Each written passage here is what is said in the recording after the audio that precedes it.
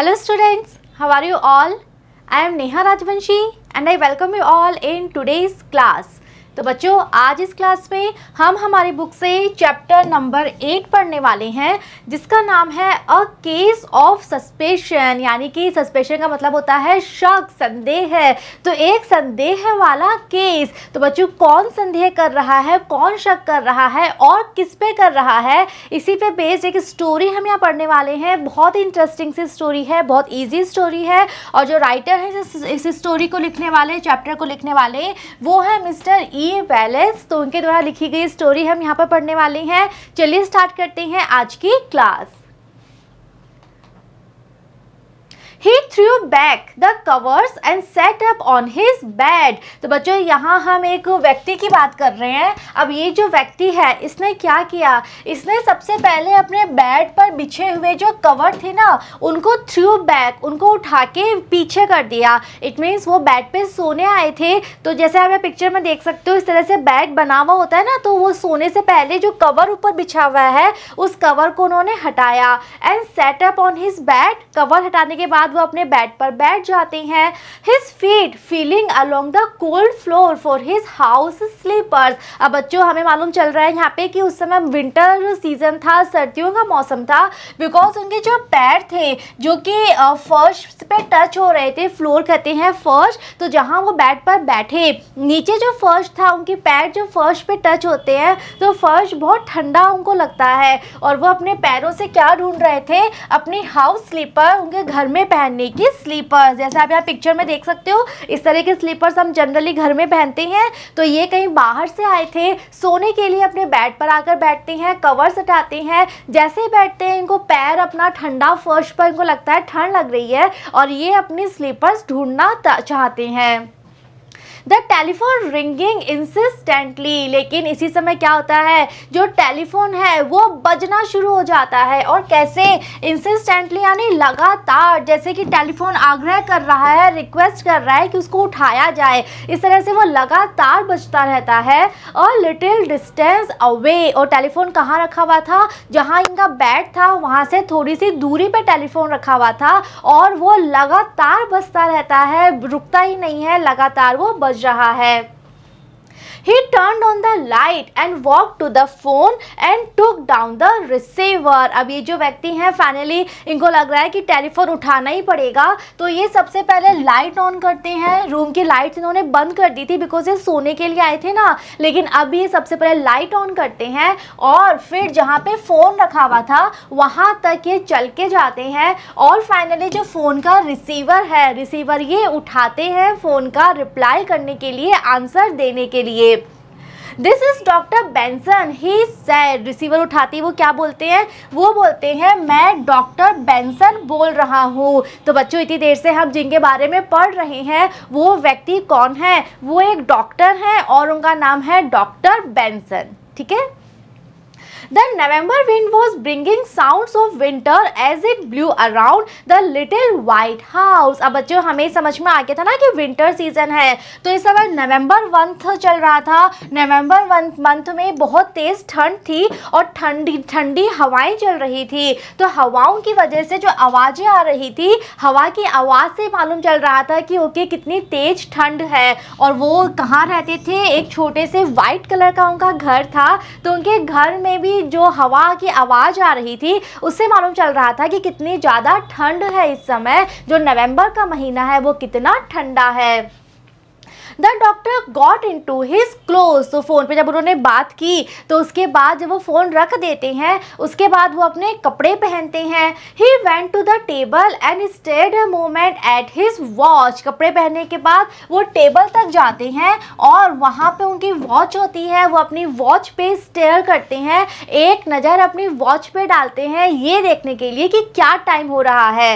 His spirit complaining at the job ahead of him. और उस समय उनको लग रहा है कि मैं ये काम क्यों कर रहा हूँ, मैं डॉक्टर क्यों बना। ओके, बिकॉज बच्चों आप सबको पता है कि डॉक्टर्स की जो लाइफ होती है वो कितनी टफ लाइफ होती है। रात का समय है, कितनी तेज ठंडा मौसम है, लेकिन ये डॉक्टर हैं और इनके किसी पेशेंट का फ़ोन आया था तो इन्हें अपने पेशेंट को देखने जाना पड़ रहा है। तो ये कह रहे हैं कि इस समय इनकी जो स्पिरिट है, इनकी जो सोल है, इनकी जो आत्मा है, वो भी कंप्लेन कर रही थी, शिकायत कर रही थी कि मैं डॉक्टर क्यों बना, मैं डॉक्टर का काम क्यों कर रहा हूँ। 2 o'clock, और ऐसा क्यों हुआ, क्यों इनके मन में शिकायत आई, बिकॉज उस समय रात के 2 बज रहे हैं, इतनी ठंड है बाहर और रात के 2 बज रहे हैं, लेकिन ये डॉक्टर हैं, पेशेंट का फ़ोन आया है तो इन्हें जाना पड़ेगा। His mind also complained at the horrible hour and he wondered why children had to be born at such improper times। और इस समय इनका जो माइंड है, इनका जो ब्रेन है, वो भी शिकायत करता है। तो ना केवल ये फिजिकली फील कर रहे थे कि मुझे क्यों जाना पड़ रहा है, इनका जो माइंड है वो भी शिकायत कर रहा था कि क्यों रात के 2 बजे जाना पड़ रहा है, बिकॉज वो सच में हॉरिबल आवर थे, रात को 2 बजे का टाइम था और उनको इस समय आश्चर्य हो रहा था कि जो बच्चे हैं वो ऐसे समय पर पैदा क्यों होते हैं। इट मीन्स ये जो डॉक्टर बेंसन है ये गायनोकोलॉजिस्ट है। जब बच्चे की डिलीवरी होती है, जब बच्चे का जन्म होता है, तो उस समय जो डॉक्टर चाहिए होते हैं गायनोकोलॉजिस्ट, ये वो हैं। तो इनके किसी पेशेंट के बेबी होने वाला है तो इनको वहाँ जाना है बेबी की डिलीवरी कराने के लिए। तो ये सोच रहे हैं कि जो बच्चे हैं वो सही समय देखकर पैदा क्यों नहीं होते, रात के 2 बजे कौन सा समय है पैदा होने का। ठीक है। He took up 2 small handbags, the short pill bag as the people of the town knew it, and the long obstetrical case, the baby bag they called it। अब बच्चों को पता है कि डिलीवरी कराने जाना है तो अपने साथ में सारा सामान भी इनको लेके जाना है। तो सबसे पहले क्या क्या लेते हैं, 2 small handbags, 2 छोटे छोटे से हैंडबैग लेते हैं जिन्हें हाथ में पकड़ सके।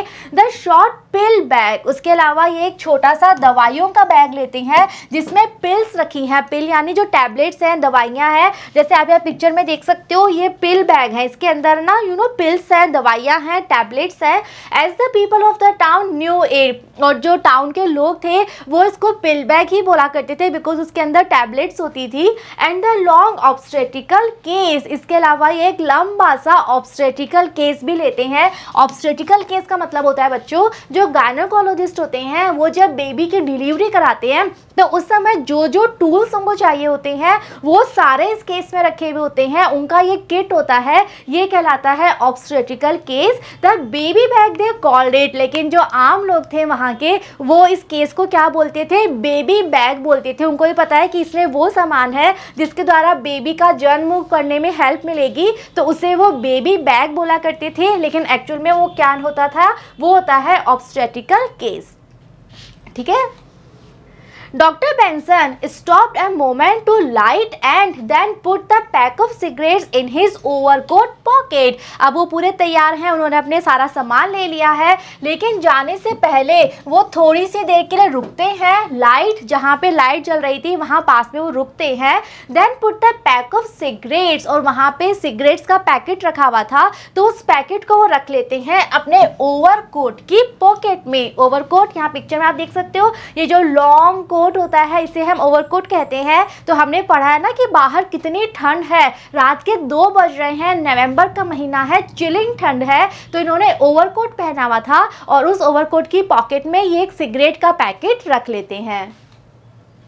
The wind fell like a surgeon's knife at his face as he opened the door। अब जैसे ही इन्होंने घर का दरवाजा खोला बाहर निकलने के लिए, दरवाजा खोलते ही बाहर हमने पढ़ा था कितनी तेज हवा चल रही थी, तो हवा इनको अपने फेस पे फील होती है और वो इतनी ठंडी हवा थी कि इनको कैसा लगा जैसे जो सर्जन का चाकू होता है ना, सर्जन यानी जो डॉक्टर सर्जरी करते हैं, तो जो सर्जरी करते समय चाकू से कट लगाते हैं ना, वैसा कट इनको अपने फेस पे फील होता है। बिकॉज आप सोचो, इमेजिन करके देखो, नवंबर का महीना है, चिलिंग ठंड है, रात के 2 बजे, तो कितनी तेज ठंडी हवा को अपने फेस पे फील हो रही थी। तो इनको ऐसा लगता है जैसे किसी सर्जन का नाइफ है और वो नाइफ उनके फेस को काट रहा है। एंड रैन, तो जल्दी से गेट खोल के भागते हैं, बेंडिंग लो, नीचे झुक के भागते हैं ताकि उनके फेस पे हवा ना आए, around the driveway to the garage. और भागे वो कहाँ जाते हैं, ड्राइववे से होते हुए वो गैरेज तक जाते हैं, बिकॉज ये कार में जाने वाले थे, अपनी कार इनके गैरेज में पार्क थी। तो घर से निकलते हैं और ड्राइववे से होते हुए गैरेज तक भाग के जाते हैं। ठीक है। His car started with difficulty। अभी फाइनली अपनी कार में बैठ गए हैं, कार इनको स्टार्ट करनी है, लेकिन इनकी कार बहुत मुश्किल से स्टार्ट होती है, एक बार में ही स्टार्ट नहीं हो जाती। Curved half a dozen times as he drove down the driveway। और फाइनली जब वो स्टार्ट होती है और जब ये उस अपनी कार को गैरेज से निकाल के ड्राइववे पर लेके आते हैं, तो उस समय वो हाफ ए डजन यानी 12, हाफ ए डजन यानी 6, ऑलमोस्ट 6 टाइम्स कार कफ करती है। अब कार कैसे कफ करेगी, बीच बीच में खड़ खड़ की आवाज आती है। इट मीन्स कार स्मूथली नहीं चल रही है, खड़ खड़ की आवाज करते करते वो ड्राइववे पे चलती है। But then began to run more smoothly as he turned down grass street and on the deserted highway। तो ड्राइववे तक तो खड़ खड़ करके चल रही है, लेकिन जब वो कार ग्रास स्ट्रीट को पार करके हाईवे पे आ जाती है, तब वो कार और स्मूथली और अच्छे से चलने लगती है। और इस समय हाईवे कैसा था, डेजर्टेड, सुनसान था, बिकॉज रात के 2 बजे ऑब्वियसली वहाँ पे ज़्यादा व्हीकल्स नहीं थे, हाईवे बिल्कुल खाली था, सुनसान हाईवे था। लेकिन अब डॉक्टर बेंसन की कार स्मूथली चल रही थी, अच्छे से चल रही थी। Mrs. Ott-Soley, who Dr. Benson was on his way to visit, already had almost a dozen children। अब बच्चों हमने पढ़ा ना कि इनके किसी पेशेंट के बेबी होने वाला है, तो वो कौन है, उनका नाम है मिसेस Ott-Soley। और डॉक्टर बेंसन इन्हीं को विजिट करने जा रहे थे, इन्हीं को देखने जा रहे थे, तो इनके बेबी होने वाला है। और ये जो Ott-Soley हैं, इनके पहले से ही 1 डजन बच्चे हैं, पहले से ही इनके लगभग 10-12 बच्चे already हैं। But it seemed to the doctor that never once had she had a baby in good weather nor in daylight। लेकिन अब डॉक्टर बेंसन गाड़ी चलाते चलाते सोच रहे हैं कि पहले से उनके लगभग 1 दर्जन बच्चे हैं, लेकिन उनमें से कभी ऐसा नहीं हुआ कि इनका कोई भी बेबी अच्छे मौसम में हुआ हो, या फिर हम कह सकते हैं डे लाइट, दिन के समय हुआ हो। इनके सारे बच्चे जो है वो बहुत खराब मौसम में और अंधेरे में रात के समय होते हैं, तो हर बार इनको जाना पड़ता है। तो ये हर बार ये सोचते हैं कि क्यों बच्चे सही समय पर दिन में पैदा क्यों नहीं होते, या अच्छे वेदर में पैदा क्यों नहीं होते। Alright. And while Dr. Benson was a country doctor, he was still a young man and couldn't find the pleasure that his father, the old Dr. Benson, had found in seeing Ott, the father, always 2 or 3 babies behind in payment of his baby bills। तो अब यहाँ पे writer कह रहे हैं कि जो doctor Benson थे, ये कंट्री डॉक्टर थे। कंट्री डॉक्टर यानी गाँव के डॉक्टर थे, छोटे एरिया के, कस्बे के डॉक्टर थे, किसी बड़े शहर में ये नहीं रहते थे। He was still a young man, और ये अभी भी बिल्कुल यंग थे, इनके आगे इनका पूरा करियर था, पूरा ब्राइट फ्यूचर था। He couldn't find the pleasure that his father, the old Dr. Benson, had found। अब इनके जो फादर हैं, डॉक्टर बेंसन के फादर कौन थे, the old doctor Benson. Okay, तो वो भी डॉक्टर थे, लेकिन जो इनके फादर को प्लेजर मिलता था, आनंद मिलता था, वो आनंद डॉक्टर बेंसन ने अपने जीवन में नहीं देखा। यानी कि ये छोटी जगह पे, छोटे कस्बे में रहा करते थे, वहीं के मरीजों को देखा करते थे। इनके फादर भी डॉक्टर थे, लेकिन इनके फादर को अपने काम में बहुत मजा आता था, बहुत उन्होंने अच्छा समय बिताया है। लेकिन डॉक्टर बेंसन के साथ ऐसा नहीं है, वो ज़्यादा आनंद नहीं ले पाते हैं। और क्यों, तो नेक्स्ट राइटर कह रहे हैं कि हमेशा ही जो 2 या 3 बेबीज़ का बिल है वो उनका पेंडिंग ही रहता था, यानी कि इनको समय से इनकी फ़ीस नहीं मिलती थी। छोटी जगह है, छोटा कस्बा है, तो वहाँ के जो लोग हैं वो इनको पेमेंट टाइम टू टाइम नहीं देते थे। तो इनका जो 2-3 बच्चों का पेमेंट था वो ड्यू ही चलता रहता था, पेंडिंग रहता था। ओके, तो इनको टाइमली इनकी फ़ीस नहीं मिला करती थी। It was a long ride to the Sorley farm, and the sight of a man walking alone along the country road, as seen just ahead by the lights of the car, was a welcome relief to the doctor. तो बच्चों, अब doctor गाड़ी चला रहे हैं और sorely के घर जा रहे हैं। तो वो कहाँ रहते थे, उनका पूरा एक फॉर्म बना हुआ था जिसे सोरली फार्म उन्होंने नाम दे रखा था। तो वो काफ़ी दूर था, काफ़ी लंबा रास्ता था उनके घर तक जाने का, और डॉक्टर अकेले हाईवे पे, सुनसान हाईवे पे गाड़ी चला रहे हैं। ऐसे में इनको साइट यानी नज़र आता है एक ऐसा व्यक्ति जो कि उस हाईवे पे वॉक चल रहा था। कैसे? अलोन, अकेले। इट मीन्स डॉक्टर बेंसन भी अकेले हाईवे पे गाड़ी चला रहे हैं, बोर हो रहे हैं, बहुत लंबा रास्ता है। ऐसे में ना अचानक से सड़क पे एक व्यक्ति चलता हुआ दिखाई देता है जो कि उस कंट्री रोड पे अकेला चल रहा था। As seen just ahead by the lights of the car, और डॉक्टर बेंसन उसे कैसे देख पाते हैं? जो कार की लाइट्स होती है ना, हेडलाइट्स होती हैं कार की, तो उस हेडलाइट की रोशनी में इनको वो आदमी चलता हुआ दिखाई देता है। वो से welcome relief to the doctor. तो ऐसी सुनसान हाईवे पे एक व्यक्ति को देखकर डॉक्टर बेंसन को बहुत रिलीफ, बहुत आराम मिलता है, सुकून मिलता है कि चलो कोई तो कंपनी है, मैं इस हाईवे पे अकेला नहीं हूँ। तो वो व्यक्ति पैदल चल रहा है। ओके, डॉक्टर बेंसन ने अपने गाड़ी की हेडलाइट की रोशनी में उसको देखा, लेकिन उनको अच्छा लगा कि चलो कोई तो है यहाँ पे, इस हाईवे पे मैं अकेला इस समय नहीं हूँ। He slowed down and looked at the man walking along with difficulty against the wind. तो अब डॉक्टर बेंसन ने जैसे उस व्यक्ति को देखा, वो अपनी गाड़ी को स्लो डाउन कर देते हैं, धीरे कर देते हैं, और उस व्यक्ति को ध्यान से देखते हैं जो कि उस रोड पे चल रहा था बहुत मुश्किल के साथ। बिकॉज हमें पता है बहुत तेज हवा चल रही थी ना, तो हवा से बचते हुए बहुत मुश्किलों के साथ वो रोड पे चल रहा था। डॉक्टर बेंसन गाड़ी बहुत स्लो कर देते हैं और ध्यान से उस व्यक्ति को देखते हैं। A little package under his arm, और वो नोटिस करते हैं कि उस व्यक्ति ने अपने हाथ में एक छोटा सा पैकेज, एक छोटा सा पैकेट भी ले रखा था। Coming alongside, Dr. Benson stopped and invited the man to ride. अब उनकी गाड़ी उस व्यक्ति के बिल्कुल पास आ गई है। तो जैसे उस व्यक्ति के पास में वो आते हैं, वो अपनी गाड़ी को रोक देते हैं और वो उस व्यक्ति को फिर इनवाइट करते हैं, उस व्यक्ति को आमंत्रण करते हैं कि वो उनके साथ गाड़ी में बैठ जाए, वो गाड़ी में उसे लिफ्ट दे देंगे। द मैन गॉट इन, वो व्यक्ति इस बात को एग्री कर लेता है, मान जाता है, बिकॉज सच में बहुत ठंड है, उससे चलना मुश्किल हो रहा है, इतनी ठंडी हवा चल रही है। ऐसे में उसे गाड़ी में बैठने का ऑफर मिला है तो वो ऑब्वियसली हाँ कर देता है, और अब वो व्यक्ति डॉक्टर बेंसन के साथ गाड़ी के अंदर बैठा हुआ है। Okay, are you going far? Asked the doctor. अब वो उन दोनों के बीच में बातचीत स्टार्ट होती है। डॉक्टर उस व्यक्ति से पूछ रहे हैं कि क्या तुम बहुत दूर जा रहे हो? I am going all the way to Detroit, said the man. तो व्यक्ति कह रहा है कि मैं डेट्रॉइट जा रहा हूँ। डेट्रॉइट भी बच्चों एक टाउन का नाम है, पास ही में टाउन था। तो वो कह रहा है कि मैं डेट्रॉइट के रास्ते में हूँ, मैं डेट्रॉइट जा रहा हूँ। और rather thin man with small black eyes filled with tears from the wind.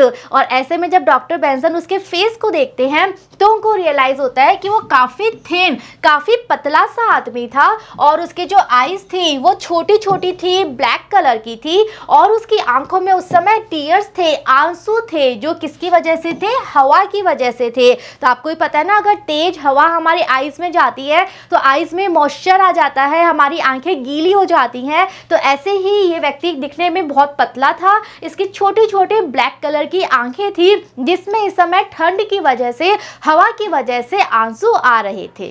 Okay, could you give me a cigarette? और वो बैठते ही डॉक्टर बेंसन से क्या कहता है? वो डॉक्टर बेंसन से कहता है कि क्या आप मुझे एक सिगरेट दे सकते हैं? Dr. Benson unbuttoned his coat, then remembered the cigarettes in the outer pocket of his overcoat. तो डॉक्टर बेंसन को कोई प्रॉब्लम नहीं है, बिकॉज वो सिगरेट लेकर आए थे घर से, पढ़ा था ना हमने। तो उन्होंने जो ओवरकोट पहना हुआ है, उस ओवरकोट को वो अनबटन करते हैं, अपने ओवरकोट के बटन्स वो खोलते हैं। लेकिन तभी उन्हें याद आता है कि अरे सिगरेट तो मेरी आउटर पॉकेट में है, बाहर वाली पॉकेट में है। तो पहले उनको लगता है कि उनके ओवरकोट की जो अंदर वाली पॉकेट है वहाँ उन्होंने सिगरेट रखी है, तो बटन खोलते हैं। लेकिन तभी उनको याद आता है कि नहीं, सिगरेट तो आउटर पॉकेट में है, बाहर वाली पॉकेट में है। He took out the packet and gave it to the rider, who then looked in his own pockets for a match. तो इस तरह डॉक्टर बेंसन है वो उस सिगरेट का पैकेट अपने ओवरकोट की पॉकेट से निकाल देते हैं और उसे उस राइडर को, उस व्यक्ति को जिसको कि इन्होंने राइड दी है अपनी गाड़ी में, लिफ्ट दी है अपनी गाड़ी में, उस व्यक्ति को वो पैकेट दे देते हैं। और वो जो व्यक्ति है इस दौरान वो क्या कर रहा है, वो अपनी पॉकेट में माचिस ढूंढ रहा है। ओके, तो सिगरेट तो डॉक्टर बेंसन ने उसको दे दी, अब वो खुद की पॉकेट्स में माचिस ढूंढ रहा है कि माचिस मिले और सिगरेट में जला लूं। When the cigarette was lighted, the man held the packet a moment, then asked, तो उसको माचिस मिल गई है, फाइनली उसने सिगरेट जला ली। और जब सिगरेट जल जाती है उसके बाद वो व्यक्ति क्या करता है, वो उस पैकेट को 1 सेकंड के लिए हेल्ड यानी पकड़ के रखता है। देन आस्क्ड, और फिर वो डॉक्टर बेंसन से पूछता है, do you mind mister if I take another cigarette for later. तो एक सिगरेट तो उसने जला ली, अब वो डॉक्टर बेंसन से पूछ रहा है कि क्या मैं इस पैकेट में से एक और सिगरेट निकाल सकता हूँ बाद में पीने के लिए, बाद में यूज करने के लिए। The rider shook the packet to remove another cigarette without waiting for the doctor to answer. उसने पूछा डॉक्टर से, राइट, कि क्या मैं एक सिगरेट और ले लूँ। एक तो उसने ले ली, जला ली, अब उसने पूछा कि मैं एक और ले लूँ क्या, ताकि मैं बाद में भी यूज कर लूँ। अब डॉक्टर बेंसन कुछ रिप्लाई दे पाते उससे पहले ही वो क्या करता है, वो उस पैकेट को हिलाता है और उसमें से एक और सिगरेट निकाल लेता है। ओके, तो उसने डॉक्टर बेंसन के आंसर का वेट नहीं किया, उसने इंतजार नहीं किया कि वो हाँ बोलेंगे या ना बोलेंगे, उसने बिना वेट किए उसने बस पूछा कि क्या मैं एक और ले लूँ, और बिना आंसर का वेट किए उसने पैकेट में से एक और सिगरेट निकाल ली। Okay, doctor Benson felt a hand touch his pocket, और इस दौरान डॉक्टर बेंसन को ऐसा महसूस होता है कि उनके जो पॉकेट है उस पर उनको एक हाथ महसूस होता है। उनको लगता है कि उस व्यक्ति ने अपना हाथ डॉक्टर बेंसन की पॉकेट में डाला है। I will put them back in your pocket, the little fellow said। तो सच में उस व्यक्ति ने डॉक्टर बेंसन की पॉकेट में हाथ डाला था। क्यों? वो वापस से पैकेट पॉकेट में रखना चाहता है, तो वो कह रहा है कि मैं ये सिगरेट का पैकेट फिर से आपकी पॉकेट में रख देता हूँ। ये कह के वो डॉक्टर बेंसन का जो ओवरकोट है उसकी पॉकेट में हाथ डालता है पैकेट रखने के लिए। Dr. Benson put his hand down quickly to receive the cigarettes and was a little irritated to find them already in his pocket। तो डॉक्टर बेंसन क्या करते हैं, वो जल्दी से उसका हाथ नीचे करते हैं ताकि वो सिगरेट पकड़ पाए।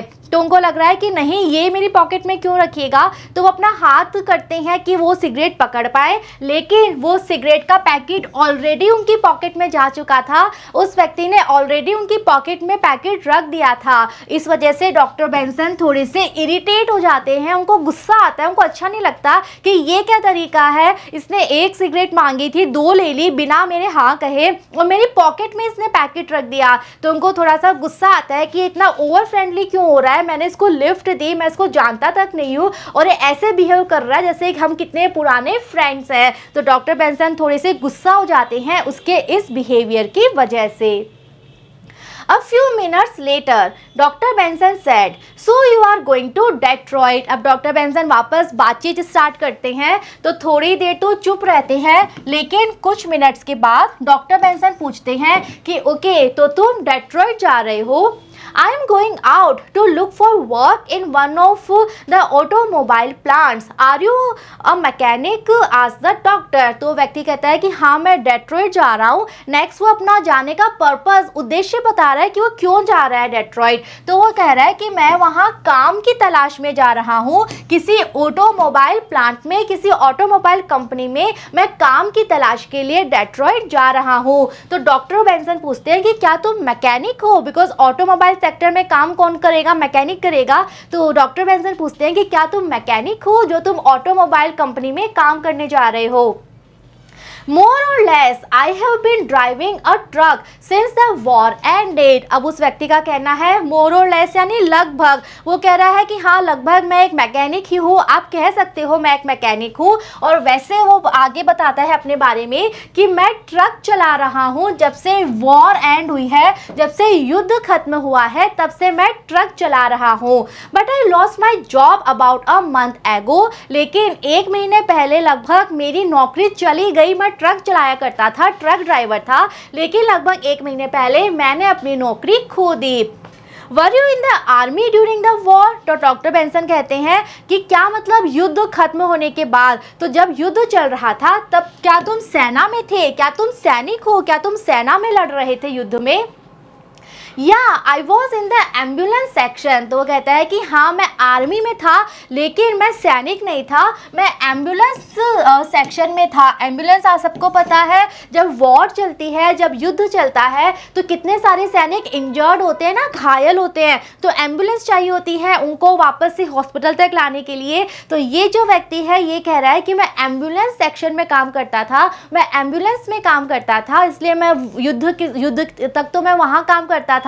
जब युद्ध खत्म हो गया तो मैंने ट्रक चलाना स्टार्ट कर दिया, लेकिन एक महीने पहले वो नौकरी भी मेरी चली गई। Right up at the front drove N ambulance for 4 years। अब वो कह रहा है कि मैं हमेशा फ्रंट पे काम करता था। फ्रंट यानी जहाँ पे युद्ध चल रहा है, लड़ाई चल रही है, मैं वहीं पे एम्बुलेंस के साथ रेडी रहता था। नेक्स्ट वो कह रहा है कि मैंने 4 सालों तक एम्बुलेंस चलाई है, 4 सालों तक मैं जहाँ लड़ाई चल रही है मैं वहीं रहता था और जो भी घायल होता था उसे मैं एम्बुलेंस से हॉस्पिटल तक ले जाया करता था। तो 4 सालों तक मैंने यही काम किया है एम्बुलेंस चलाने का। Is that so? said Dr. Benson. I am a doctor myself. Dr. Benson is my name. तो डॉक्टर बेंसन कहते हैं कि अच्छा तुम एम्बुलेंस चलाते थे। नेक्स्ट वो कह रहे हैं कि मैं भी डॉक्टर हूँ और वो अपना इंट्रोडक्शन देते हुए कहते हैं मेरा नाम है doctor Benson. I thought this car smelled like pills. The man laughed. अब वो व्यक्ति कहता है हंसते हुए कि मुझे बैठते ही लग गया था कि आप डॉक्टर हो शायद, बिकॉज आपकी कार में से दवाइयों की स्मेल आ रही है। अब ये जो व्यक्ति है बच्चों ये एम्बुलेंस चला रहा है, पिछले 4 सालों से इसने एम्बुलेंस चलाई है, तो इसको कितनी नॉलेज है दवाइयों की, राइट। तो ये कह रहा है कि गाड़ी में से आपकी दवाइयों की स्मेल आ रही है और ऐसा करके वो हंसता है। Then he added more seriously my name is Evans. इसके बाद वो अपनी बात आगे बढ़ाता है और अब वो थोड़ा सीरियसली गंभीरता से कहता है, यानी कि ये बात वो हंसते हुए कहता है कि आपकी गाड़ी में से ही पिल्स की स्मेल आ रही है, दवाइयों की स्मेल आ रही है। अब वो थोड़ा सा सीरियस होते हुए अपना इंट्रोडक्शन देता है और कहता है मेरा नाम इवांस है। They rode along silently for a few minutes and the rider moved himself in his seat and placed his package on the floor। अब बच्चों थोड़ी देर तक वो दोनों बिल्कुल चुपचाप गाड़ी में बैठे हैं। डॉक्टर बेंसन गाड़ी चला रहे हैं और ये जो व्यक्ति है जिसका नाम इवांस है ये चुपचाप वहाँ पर बैठा है। अब ये जो राइडर है ये थोड़ा सा हिलता है अपनी सीट पे और जो पैकेट था इसके हाथ में, पढ़ा था ना हमने कि इसके हाथ में एक पैकेट था, तो अब वो उस पैकेट को नीचे रख देता है जहाँ ये बैठा हुआ है सीट पे, उसके नीचे का जो फ्लोर है वहाँ वो उस पैकेट को रख देता है। ऐसा मैं lean over doctor Benson caught his first good look at the small cat like face. अब जैसे ही वो झुका अपना पैकेट रखने के लिए, लीन का मतलब होता है झुकना, तो जब वो झुकता है नीचे पैकेट रखने के लिए तो डॉक्टर बेंसन ध्यान से उसके चेहरे को देखते हैं, बिकॉज इतनी पास से उन्होंने नहीं देखा था इसे, तो पहली बार ध्यान से वो उसके चेहरे को देखते हैं और उन्हें इवांस का चेहरा कैसा लगता है वो पाते हैं कि उसका चेहरा छोटा सा था और कैट के जैसा उसका चेहरा था। ओके, कैट जैसे का मतलब बहुत चालाकी से भरा हुआ, ऐसा चेहरा डॉक्टर बेंसन को उसका लगता है। The doctor also noticed the long deep scar on the man's cheek, bright and red, looking as though it were of recent origin। और डॉक्टर बेंसन एक और चीज नोटिस करते हैं, एक और चीज का ध्यान देते हैं और वो चीज क्या थी, वो थी कि इस व्यक्ति के जो चीक है, जो गाल है, उस पे एक स्कार, एक घाव था, काफी डीप गहरा घाव था इसके गाल पे, बिल्कुल ब्राइट वो घाव बिल्कुल ब्राइट था, ताज़ा था, रेड था, लाल था और ऐसा लग रहा था कि वो हाल ही में हुआ है। रिसेंट यानी हाल ही में, ओरिजिन होता है मूल या उत्पत्ति। तो ऐसा लग रहा था कि वो घाव हाल ही में इसको लगा है और काफ़ी गहरा घाव था उसके गाल पे। तो ये सब देख के डॉक्टर बेंसन के माइंड में अब विचार आ रहा है कि कहीं उन्होंने किसी गलत व्यक्ति को तो लिफ्ट नहीं दे दी। उनके मन में आ रहा है कि कहीं ये व्यक्ति सही है, क्या ये अच्छा व्यक्ति है, ये कैसा व्यक्ति है। बिकॉज वो काफ़ी उनको शक होने लग गया था उस व्यक्ति पे, बिकॉज उसके चेहरे पे निशान है, चोट का निशान है, गहरा घाव है और उसके हाथ में एक पैकेट है जो कि उसने नीचे रखा है। तो अब डॉक्टर बेंसन को उस व्यक्ति पे शक होने लगा है। He thought of Mrs. Otsorley and reached for his watch। लेकिन अब इनको अचानक याद आता है कि अरे मुझे जल्दी पहुंचना है ऑटसॉर्ली तक, उनको बेबी होने वाला है। तो ये टाइम देखना चाह रहे थे कि अब कितना टाइम हो गया है, तो ये अपनी वॉच देखना चाहते हैं। His fingers went deep into his pocket before he realized that his watch was not there। तो ये अपनी फिंगर्स अपनी पॉकेट में डालते हैं, वॉच लेना चाहते हैं, बहुत नीचे तक अपनी पॉकेट्स को ढूंढते हैं लेकिन इनको वॉच नहीं मिलती है। इनकी पॉकेट में इनकी वॉच नहीं थी।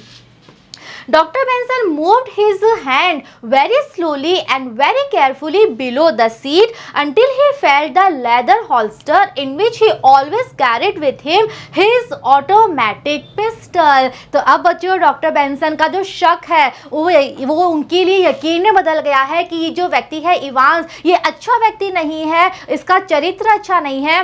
और जब उनको अपनी वॉच नहीं मिलती है तो उनको लगता है इवांस ने उनकी घड़ी चुरा ली है, बिकॉज इवांस ने उनकी पॉकेट में हाथ डाला था ना सिगरेट का पैकेट रखने के लिए। तो डॉक्टर बेंसन को लगता है कि उस समय इसने उनकी पॉकेट से घड़ी चुरा ली। तो डॉक्टर बेंसन क्या करते हैं, वो अपने हाथ को बहुत धीरे धीरे और बहुत सावधानी के साथ अपने कार की सीट के नीचे ले जाते हैं और वो अपने हाथों से एक लेदर का बना हुआ, चमड़े का बना हुआ हॉल्स्टर टच करते हैं। हॉल्स्टर बच्चा आप पिक्चर में देख सकते हो, ये कवर होता है जिस कवर के अंदर पिस्टल रखी जाती है, गन रखी जाती है। तो ये जो लेदर का बना हुआ होल्स्टर था ये अपने साथ हमेशा रखा करते थे और इसके अंदर ये रखा करते थे अपनी एक ऑटोमेटिक पिस्टल। तो इनको लग रहा है कि इवांस अच्छा व्यक्ति नहीं है, उससे अपने आप को बचाने के लिए ये अपनी पिस्टल निकाल लेते हैं।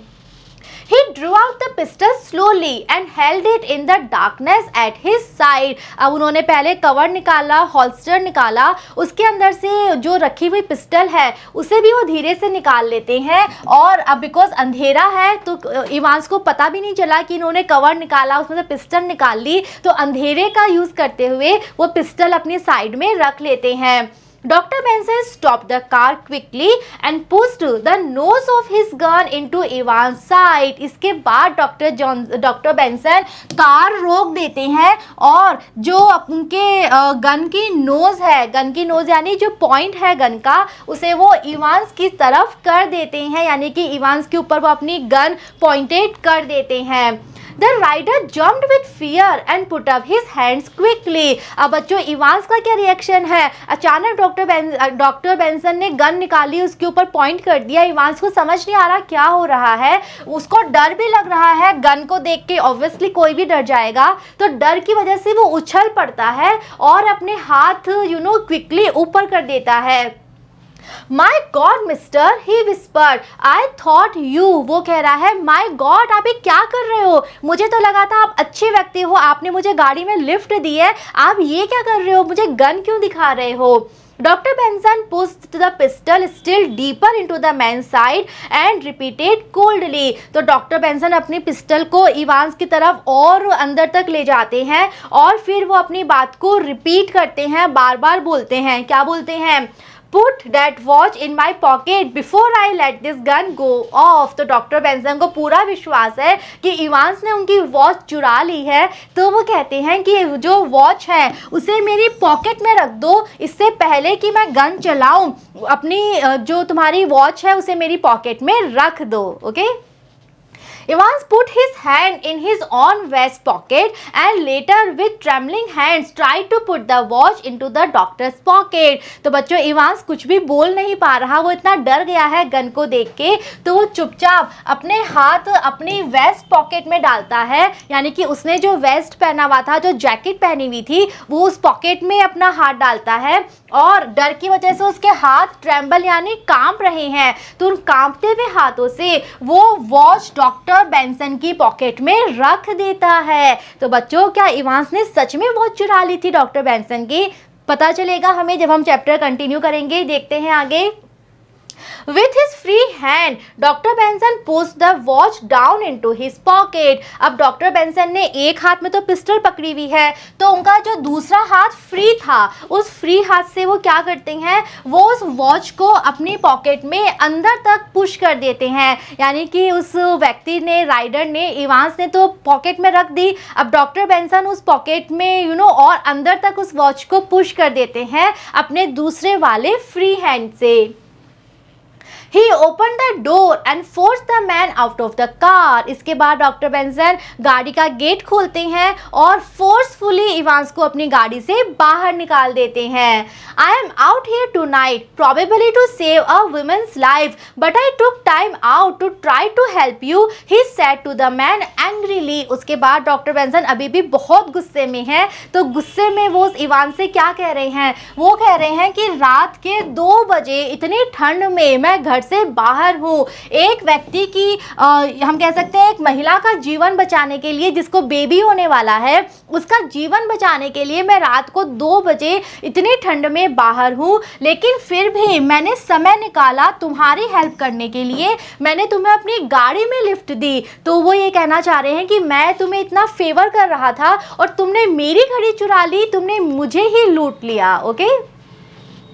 Dr. Benson started the car quickly and the wind closed the door with a loud noise. इसके बाद डॉक्टर बेंसन वहाँ बिल्कुल नहीं रुकते हैं, जल्दी से वो अपनी कार वहाँ से स्टार्ट करके आगे बढ़ाते हैं और जो वहाँ पे तेज हवा चल रही थी, वो हवा क्या करती है, जो गेट था कार का, उसे तेजी से आवाज़ के साथ बंद कर देती है। तो अब वो व्यक्ति इवांस वहीं उतर गया है, डॉक्टर बेंसन ने उसको गाड़ी से वहीं उतार दिया, बहुत गुस्से में है वो कहना चाह रहे हैं मैंने तुम्हारी हेल्प की, रात के 2 बजे इतनी ठंड में मैंने तुम्हें लिफ्ट दी अपनी कार में और तुमने मेरी ही घड़ी चुरा ली। तो उन्होंने उसको वहीं उतार दिया और बहुत गुस्से में वो गाड़ी अपनी आगे बढ़ाकर ले जाते हैं। He put the pistol back into the leather holster under the seat and hurried on. इसके बाद वो अपनी पिस्टल वापस से कवर में रखते हैं, लेदर का जो कवर था, और फिर से उस कवर को सीट के नीचे रख देते हैं और तेजी से अपनी गाड़ी आगे बढ़ाते हैं। The drive up the mountain to the Sorley farm was less difficult than he had feared, and Ott Sorley had sent one of his older boys down the road with a lantern to help him across the old wooden bridge that led up to the little farmhouse. तो बच्चों चलते चलते, गाड़ी चलाते चलाते finally पहुंच चुके हैं सोरले फार्म। तो राइटर कह रहे हैं कि वो जो फार्म था वो माउंटेन के ऊपर बना हुआ था। ओके, तो माउंटेन तक जाने का जो रास्ता था वो लेस डिफिकल्ट था, कम मुश्किल भरा था जितना कि इनको लग रहा था। तो डॉक्टर बेंसन को मन में बहुत डर था कि कितना मुश्किल भरा वो रास्ता है, लेकिन वो रास्ता इतना भी मुश्किल नहीं था जितना कि उनको लग रहा था। और जो ऑट सॉर्ले थे, उन्होंने अपने किसी बेटों में से एक बड़े बेटे को भेज दिया था पहले ही नीचे एक लैंटर्न के साथ। लैंटर्न पिक्चर में आप देख सकते हो, जो लालटेन होती है, बिकॉज रात का समय था, अंधेरा था।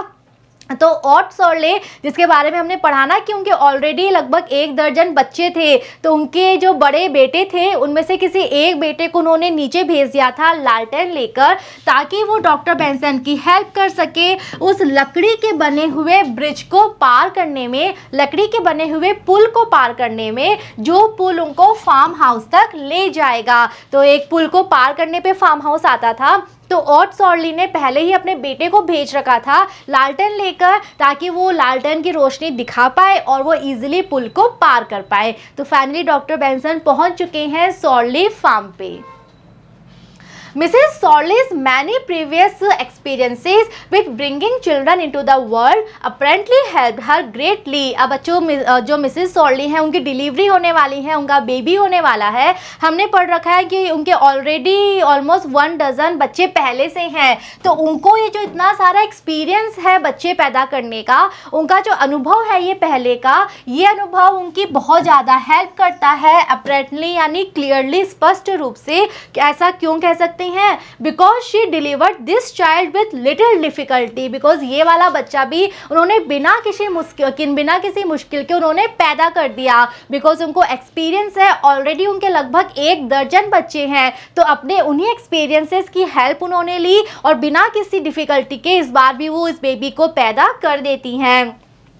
And there was no need on Dr. Benson's part for the instruments in the long bag। और जो डॉक्टर बेंसन बैग लेकर आए थे ना बड़ा सा, जिसमें सारे वो इंस्ट्रूमेंट, सारे टूल्स लेकर आए थे कि कहीं सर्जरी ना करनी पड़े, तो वो सारे इंस्ट्रूमेंट्स का कोई यूज़ नहीं होता। बिकॉज जो मिसेस सॉली हैं वो ईजिली इस बच्चे का जन्म करवा देती हैं। डॉक्टर बेंसन के इंस्ट्रूमेंट, उनका बैग बिल्कुल भी काम नहीं आता है। After it was all over, however, Dr. Benson took a cigarette and sat down to smoke। और जब ये सारा काम हो जाता है, जब मिसेस सॉली सक्सेसफुली बेबी डिलीवर कर देती हैं, बेबी ठीक है, मिसेस सॉली ठीक है, सारा काम हो गया है, उसके बाद डॉक्टर बेंसन थोड़े से रिलैक्स हो जाते हैं। वो एक सिगरेट निकालते हैं और बैठ जाते हैं थोड़ा रिलैक्स होकर।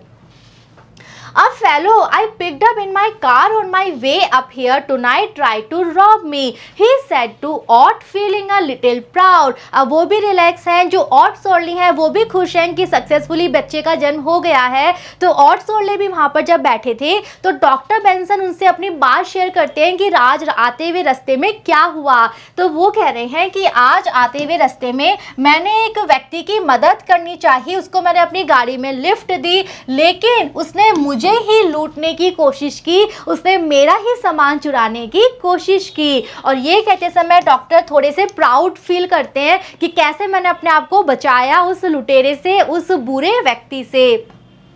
He took my watch, but when I pushed my 0.45 pistol into his side, he decided to give it to my bag। तो डॉक्टर बेंसन पूरी बात शेयर कर रहे हैं ऑट सॉली से। वो कह रहे हैं कि उस व्यक्ति ने मेरी घड़ी चुरा ली, लेकिन जब मैंने उसको डराया, जब मैंने अपनी पिस्टल का यूज़ किया, तो बच्चों पिस्टल बहुत सारी होती हैं, अलग अलग मॉडल होते हैं, तो इनके पास 0.45 पिस्टल थी। तो ये कह रहे हैं कि जब मैंने अपनी पिस्टल उस व्यक्ति की तरफ पॉइंटेड करी तो वो इतना डर जाता है कि फाइनली वो डिसाइड करता है कि वो मुझे अपनी घड़ी लौटा देगा। तो बहुत प्राउडली ये सारी बातें डॉक्टर बेंसन शेयर कर रहे हैं ऑट सॉली के साथ। Ott smiled wide at such an exciting story coming from young Dr. Benson। अब ऑट सॉली जब ये कहानी सुनते हैं तो वो बहुत अच्छी स्माइल देते हैं, बिकॉज उनको ये बहुत ही एक्साइटिंग लगती है कहानी जो कि यंग डॉक्टर बेंसन ने सुनाई अभी। तो इस कहानी को उनको लग रहा है कि कितनी एक्साइटिंग स्टोरी है, तो काफ़ी अच्छी स्माइल देते हैं सुनने के बाद। Well, I am glad he gave it back to you, Ott said, because if he hadn't, we wouldn't have any idea what time the child was born। तो ऑट सॉली कहते हैं कि चलो मैं बहुत खुश हूँ कि फाइनली उस व्यक्ति ने आपको आपकी घड़ी वापस लौटा दी। क्यों खुश है वो रीज़न देते हैं। वो कहते हैं कि अगर आपको आपकी घड़ी नहीं मिलती तो हमें कैसे पता चलता कि बच्चे का जन्म किस समय हुआ है, यानी कि क्या था एग्जैक्ट टाइम जब बच्चे का जन्म हुआ, हमें कैसे पता चलता अगर आपके पास आपकी घड़ी नहीं होती। तो मैं बहुत खुश हूं कि उस व्यक्ति ने आपको घड़ी लौटा दी, उस चोर ने आपको आपकी घड़ी वापस दे दी। What time would you say it happened, dog? Next वो पूछते हैं कि डॉक्टर बेंसन वैसे आप मुझे बताओ क्या समय था जब बच्चे का जन्म हुआ, ये बच्चा किस समय पैदा हुआ। Doctor Benson took the watch from his pocket. तो डॉक्टर बेंसन अपनी पॉकेट से वॉच निकालते हैं ये बताने के लिए कि बच्चे का जन्म किस समय हुआ। The baby was delivered about 30 minutes एगो एंड राइट नाउ इट्स। तो डॉक्टर बेंसन कहते हैं कि बच्चे का जन्म लगभग 30 मिनट पहले हुआ है, 30 मिनट हो चुके हैं उसको पैदा हुए हुए, अब समय हो रहा है। तो वो कैसे बताएंगे, वो देखेंगे कि अब कितना समय हो रहा है। तो आधे घंटे पहले क्या समय था, उस समय बच्चे का जन्म हुआ है, राइट। तो वो कह रहे हैं कि बच्चे का जन्म हुए हुए लगभग 30 मिनट हो चुके हैं और इस समय क्या समय हो रहा है, he walked over to the lamp on the table. इतना बोलते समय वो अपनी वॉच को लेकर अंधेरा था वहाँ पे, तो जहाँ पे लैम्प जल रहा था लैम्प तक जाते हैं। टेबल पे लैम्प रखा हुआ था, लैम्प की रोशनी में वो टाइम देखें अच्छे से, इसलिए वो लैम्प तक जाते हैं। He stared strangely at the watch in his hand। लेकिन जो वॉच उन्होंने हाथ में पकड़ी हुई थी, अब अजीब तरीके से वो उस वॉच को स्टेयर करते हैं, अजीब तरीके से वो उस वॉच को देखते हैं। The crystal was cracked। क्यों? Because उस वॉच का जो क्रिस्टल था वो क्रैक यानी टूटा हुआ था। जो डायल के ऊपर का जो कांच होता है ना, वो टूटा हुआ था। The top was broken। और उसका ऊपरी हिस्सा भी ब्रोकन टूटा हुआ था। क्रैक यानी दरार आई हुई थी, ब्रोकन टूटा हुआ था। He turned the watch over and held it closer to the lamp। इसके बाद डॉक्टर बेंसन उस घड़ी को टर्न करते हैं, उल्टा करते हैं और बहुत ध्यान से उसको लैंप की रोशनी की तरफ ले जाते हैं। He studied one inscription there। अब जो घड़ी का बैक साइड था उस पर कुछ इंस्क्रिप्शन था। इंस्क्रिप्शन कहते हैं लिखे हुए शब्द। तो घड़ी के बैक साइड में कुछ शब्द लिखे हुए थे। तो डॉक्टर बेंसन लैंप की रोशनी में उस घड़ी को रखते हैं और जो लिखा हुआ था उसके ऊपर वो पढ़ते हैं। क्या लिखा हुआ था उस पे? To Private T. Evans Ambulance Section, whose personal bravery preserved our lives the night of November 3, 1943, near the Italian front, nurses Nesbitt, Jones and Wingate. तो बच्चों उसके पीछे एक मैसेज लिखा हुआ था। वो घड़ी एक गिफ्ट थी इवांस के लिए। तो बच्चों यहाँ हमें ये बात पता चल रही है कि वो जो राइडर था, वो जो इवांस था, वो बिल्कुल झूठ नहीं बोल रहा था। उसने जो जो बताया अपने बारे में वो सारी बातें सही थी। और ये घड़ी डॉक्टर बेंसन की नहीं थी, ये घड़ी इवांस की थी।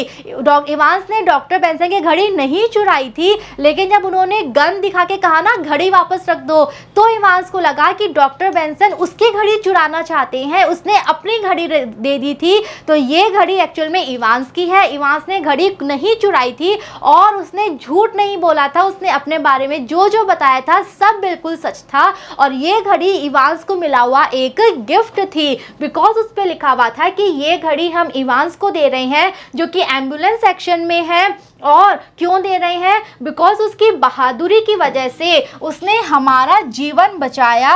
कब बचाया था? नवंबर 3, 1943 को। और कहाँ? इटालियन फ्रंट पे। तो बच्चों उसने यही कहा था ना कि मैं हमेशा फ्रंट पे रहा था और मैं एम्बुलेंस सेक्शन में काम करता था, मैंने 4 साल एम्बुलेंस चलाई है। तो उसके द्वारा बोली गई एक एक बात सच थी। और ये जो गिफ्ट था, ये जो वॉच थी, ये किसने दी थी उसे? कुछ नर्सेस ने दी थी जिनका जीवन इवांस की बहादुरी की वजह से बचा था। तो वो कौन कौन है नर्स? उन्होंने अपने नाम लिख रखे थे। उनके नाम है नेस्बिट, जॉनस एंड विंगेट। तो बच्चों यहाँ डॉक्टर बेंसन को रियलाइज होता है कि उनका शक कितना गलत था, उनका संदेह करना बिल्कुल गलत था। इवांस बिल्कुल सही व्यक्ति था, वो बिल्कुल झूठ नहीं बोल रहा था। उसने अपने बारे में जो जो बताया उसके द्वारा बोली कि एक एक बात सच है। और ये घड़ी उसी की है जो कि उसने डर की वजह से दे दी। वो बोल भी नहीं पाया कि मैंने आपकी घड़ी नहीं चुराई, मेरे पास आपकी घड़ी नहीं है। वो इतना डर गया था गन को देखकर कि उसको लगा कि डॉक्टर बेंसन उससे उसकी घड़ी लूटना चाह रहे हैं। उसने चुपचाप अपनी घड़ी दे दी और गाड़ी से उतर गया। तो वो बिल्कुल सच्चा ऑनेस्ट व्यक्ति था, उसने कहीं भी झूठ नहीं बोला। ओके और डॉक्टर बेंसन ने बिना किसी वजह से उसके ऊपर शक किया। शायद उसकी अपीयरेंस की वजह से, जैसा वो दिख रहा था, उसके गाल पे निशान था, घाव था, इन सब चीज़ों की वजह से उनको लगा कि वो कोई रहस्यमयी व्यक्ति है, शायद वो झूठ बोल रहा है, शायद वो अच्छा व्यक्ति नहीं है। लेकिन ये शक फाइनली गलत साबित होता है और इवांस साबित होता है कि वो एक ऑनेस्ट सच्चा व्यक्ति था। ओके तो बच्चों बहुत ही इंटरेस्टिंग स्टोरी हमने यहाँ पढ़ी। आई एम श्योर आप सबको स्टोरी समझ में आई है, चैप्टर आप सबको क्लियर है। मिलेंगे नेक्स्ट वीडियो में जहाँ हम डिस्कस करेंगे कुछ important questions. See you in the next video. Thank you.